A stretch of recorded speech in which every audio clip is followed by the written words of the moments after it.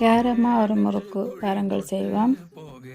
அவித்த கோதுமைமா, கடலைமா, சோசாமா, எள்ளு, உப்பு, மிளகாய்த்தூள், மிளகு சீரகத்தூள் எல்லாம் எடுத்து மெல்லிய இளஞ்சூட்டு நீரில் நன்றாக குழைத்து கொள்ளுங்கள்.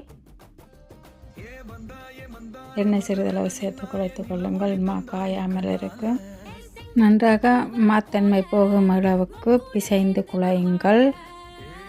குழைத்ததை முறுக்குறலில் போட்டு வட்டம் வட்டமாக புளிந்தடுங்கள்.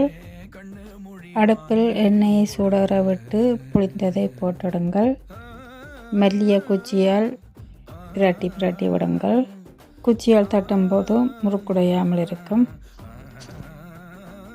நன்றாக முருக விட்டு எடுங்கள். காற்றுப்பாத போத்தலில் ஆற விட்டு மூடி வைத்தால் நீண்ட நாட்கள் பாவிக்கலாம்.